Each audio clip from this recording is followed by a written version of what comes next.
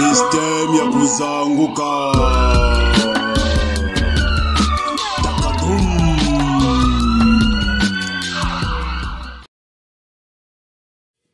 Chers frères, chères sœurs, chers cousins wokistes, regardez ces deux images que je vais vous projeter. La première image, il s'agit là de deux jeunes filles qui sont là debout, derrière une grille qui est fermée. Elles sont là, elles sont accrochées, elles veulent sortir, mais elles restent là, ne bougent pas. À côté d'elles, juste à droite, il y a l'autre pan de la grille qui est ouverte. Mais non, elles restent là parce que là, vous voyez l'image, c'est on répare, c'est au temps de l'esclavage. Non, elles ne veulent pas sortir parce que elles ont peur de l'extérieur, du monde de l'extérieur. Elles préfèrent rester là. Dans la deuxième image, ici, nous avons un poisson qui nage librement dans l'eau, dans l'océan, dans le feu, dans la rivière, bref, dans l'eau dans laquelle il se trouve. Il est libre, voilà, il est joyeux. Par contre, l'autre poisson se trouve dans un bocal, enfermé dans un bocal. Ça veut dire que il ne peut pas sortir de là. Son monde s'arrête, se limite dans le bocal. Il ne connaît que cela. Je veux te parler de la religion et de la spiritualité. Quelle différence y a-t-il entre religion et spiritualité? D'abord, la religion, c'est quoi? La religion, le mot religion vient du latin religare, qui veut dire lien, se lier, se relier à quelque chose. La religion, telle que pratiquée maintenant, telle que connue maintenant par l'humanité, est une création humaine. Elle n'est pas tombée du ciel. Il n'y a aucun Dieu qui a dit, voilà, je vous donne la religion chrétienne, voilà, je vous donne la religion musulmane, voilà, je vous donne la religion judaïque, ainsi de suite, ou bouddhiste. C'est d'abord, c'est une vision d'une seule personne. La religion n'est jamais spontanée. Ce n'est pas une génération spontanée comme... Non, non, c'est une personne qui a une vision, peut-être, ou alors qui a une vision, la vision peut être intellectuelle, spirituelle, elle n'est pas forcément révélée, mais on dit que c'est une révélation. Bref, je n'entre pas dans ça. Mais c'est les hommes qui ont créé la religion, toutes les religions, que ce soit l'islam, le christianisme, le judaïsme, le bouddhisme, ce sont les hommes. C'est parti d'un peuple. Au départ, c'est comme une secte. La religion, on le dit, c'est une secte qui a réussi, qui s'est développée à travers les âges. Au départ, c'est un noyau, une infime portion des gens. Vous comprenez? Voilà pourquoi la secte, les sectes actuellement, parce qu'il y en a, ce sont des religions qui ne sont pas encore développées. Et lorsqu'elles vont se développer, on va parler de religion, lorsqu'il y aura des milliers, des millions et des milliards d'adeptes. C'est ça le processus. Donc ce sont les hommes. Et ils codifient la religion. C'est un code, il y a une constitution. La constitution d'une religion, c'est, par exemple, chez les chrétiens, la Bible, le Coran chez les musulmans, le Talmud, ainsi de suite. Et dans ces livres dits sacrés, donc révélés par Dieu, tu ne peux rien enlever, rien y ajouter. C'est immuable, c'est le dogme, tu dois y croire, c'est comme ça, c'est Dieu qui a dit. Tu n'es pas libre, tu es attaché. Quand tu rentres dedans, tout ton patrimoine culturel, intellectuel, tout ça, tu laisses ça de côté. Quand tu rentres dans ces religions-là, tu t'oublies. Et même ton cerveau, hein, même le cerveau, ça ne sert pas. Parce que tu n'as pas à réfléchir. C'est écrit noir sur blanc, c'est la parole divine, la parole de Dieu. Peux-tu contredire Dieu? Non, tu ne peux jamais le contredire. Ça, c'est la religion. C'est même le sous-bassement, c'est même le fondement de la religion. L'immuabilité, le dogme, la croyance, la foi. Ce n'est pas question de raison, de réflexion, pas du tout. C'est ça la religion. Par contre, dans la spiritualité, c'est la liberté. Tu as le libre arbitre. C'est toi. C'est un exercice. Tu n'as pas besoin de passer par une tierce personne.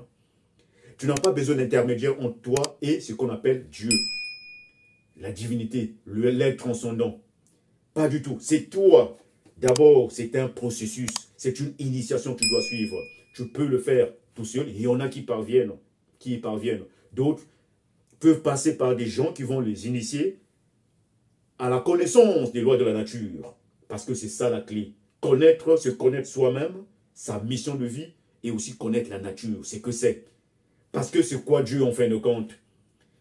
Dieu, personne ne l'a vu. Jamais personne n'a dit, on va le décrire, je ne sais pas, créer le... Mais ça, c'est de la littérature, c'est des bobards. Dieu, ce qu'on appelle Dieu, c'est la nature. L'eau, l'air, le vent, les arbres, les animaux, nous. C'est ça. Et donc, connaître ce que c'est. C'est ça la spiritualité. Pour se positionner, connaître sa place. Qu'est-ce qu'on est venu faire? Qu'est-ce qu'on peut faire? Quelles sont les lois de la nature? Respecter la nature. Et donc, dans la spiritualité, et la spiritualité, elle est universelle. Les religions ne sont pas universelles. Les religions sont dans la conquête. Elles font du prosélytisme. Et la religion, c'est un moyen pour un peuple de contrôler. Et vous verrez que dans les religions, il y a le pape, par exemple, dans le christianisme, il y a des imams, des rabbins, il y a toujours des chefs, il y a des guides, il y a des patrons. C'est comme une organisation politique. Et d'ailleurs, les religions, c'est de la politique. Vous voyez pourquoi il y a des guerres de religion? C'est la vision d'un peuple, la vision d'une région donnée. C'est une façon de se protéger, de gagner du terrain. Dans les guerres des religions, je ne vais pas vous faire une histoire des guerres des religions. Cherchez vous-même. Vous verrez que c'est de la politique. C'est une volonté de puissance, de dominer le monde. De dominer le monde, d'occuper le monde. C'est toujours comme ça. Par contre, dans la spiritualité, il n'y a pas ça. Dans la spiritualité, c'est chacun qui fait le lien avec l'autre, qui fait le lien avec le monde extérieur, partant de soi. Et dans la spiritualité, tu n'es pas assujetti à quelque commandement que ce soit. C'est toi qui es maître de ta vie. Tu n'as ni Dieu ni maître. Le problème est que la majorité a peur de la liberté. Ce n'est pas n'importe qui a cette capacité, cette volonté de s'affranchir des normes sociétales, les normes de son peuple. Ah, attention, toi, tu ne vas pas à l'église, tu ne pries pas, tu es dans le péché, ainsi de suite. C'est ça le problème. Dans la religion, il y a la notion du péché. Il faut craindre Dieu. Il faut avoir la peur de Dieu. On vous fait peur. Comment est-ce qu'on peut avoir peur d'une personne qui est amour, qui est miséricorde, en fait, d'une personne, d'une entité, Dieu, qui nous aime? Ah ben, avoir peur de Dieu, c'est le début de la connaissance. Pas du tout. Ce n'est pas la peur qui va te faire connaître les choses. Donc, il y a le dogme dans la religion. On ferme ses yeux, on ferme sa bouche, on ferme son esprit, on croit. On a la foi, c'est comme ça. Vous voyez ce poisson qui nage partout. C'est vrai que on peut dire qu'il est soumis à des dangers, hein, mais le requin, s'il vient là, il va bouffer les deux. Hein. Il va bouffer le poisson qui est dans le bocal et celui qui est dans l'eau. Mais la différence est que le poisson qui est libre, il expérimente des choses, il découvre. Il peut aller partout au monde, en fait, partout dans l'eau. Par contre, celui qui est dans le bocal, il est enfermé. Donc c'est l'image des religieux, de ceux qui sont dans les religions. Et vous verrez qu'actuellement, il y a une guéguerre entre les religieux. Ah ben non, chez les chez les musulmans, Allah, c'est l'unique Dieu. Chez les chrétiens, c'est Dieu. Jéhovah, chez les juifs. Donc, il n'y a pas d'entente. On parle de communisme, mais il n'y en a pas. Il n'y en a pas. Et ça aussi, ça crée des divergences, des divisions parmi les humains, les religions.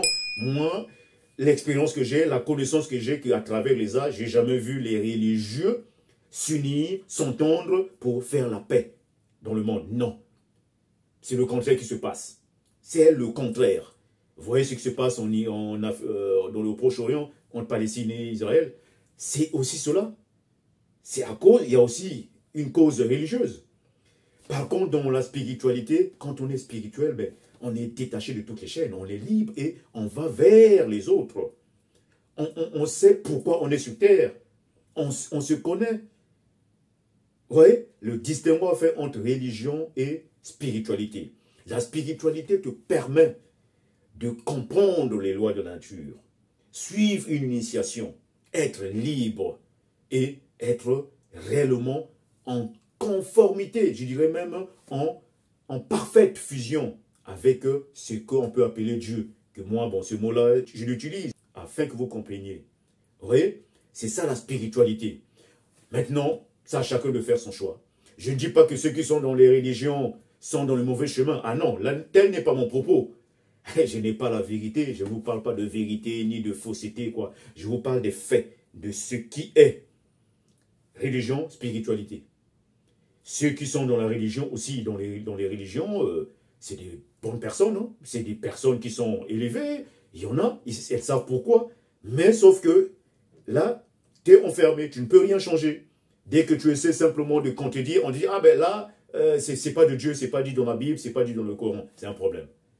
Donc voilà un peu la difficulté qu'il y a par rapport à, dans le monde spirituel où on exerce son esprit, on se connecte soi-même, on découvre sa mission de vie et on sait, et on est amis avec le reste du monde, puisque les religions souvent nous empêchent d'aller vers l'autre. Ah ben lui il est chrétien, moi je suis musulman, donc voilà, ah lui il est juif, moi je suis... Voilà, ça crée des tensions et même des blocages, des murs entre les humains.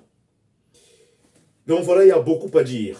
Il y a beaucoup à dire entre la religion et la spiritualité. Pour l'heure, je m'arrête là. Je crois que vous aurez, toi qui me suis, tu as constaté, tu as décelé, tu as décrypté les différences qu'il y a entre les deux notions, entre les deux dimensions. Et c'est à toi de positionner. Sois libre, sois libre. C'est comme je l'ai dit, la foi nous élimine, la connaissance nous illumine. Je répète, la foi nous élimine, parce que croire, tu t'oublies toi-même, bon oui, Dieu existe encore, mais ton cerveau, ta raison, ton intelligence, tu mets ça où? Ton expérience, ton humanité. Par contre, la connaissance nous illumine, parce que quand tu connais, on le dit, il y a même une maxime philosophique qui dit « Félix, qui potuit rerum conocere causas ». Félix, qui potuit rerum conocere causas. Heureux, c'est lui qui a pu pénétrer la cause des choses. Heureux, c'est lui qui a pu comprendre la quintessence des choses, des réalités, de pénétrer, c'est lui qui a pu pénétrer la chose même. Cherchez, réfléchissez, découvrez votre mission de vie à travers la spiritualité, à travers la connaissance des lois de la nature. Et vous serez libre. Vous n'aurez ni maître, ni Dieu, parce que vous êtes vous-même une manifestation divine. Il ne faut pas l'ignorer. Il ne faut pas le chercher à l'extérieur de soi, mais c'est à l'intérieur. Regardez, regarde-toi comment tu es. Regarde, tu as cette capacité-là. Et si tu veux te faire aider, cherche, tu trouveras. Cherche, tu trouveras. C'est tout ce que je vous demande. Voilà. Merci de m'avoir suivi. Si tu es intéressé par ce que je fais, je te demande de t'abonner à ma chaîne, Mikanzi, Système Yakuza Nguka, d'aimer, de partager plusieurs contenus qu'il y a, sans oublier d'activer les notifications. Et c'est toujours dans le Système Yakuza Nguka, Système Yakuza Nguka, Système Yakuza Nguka. Takadum, le Zolo.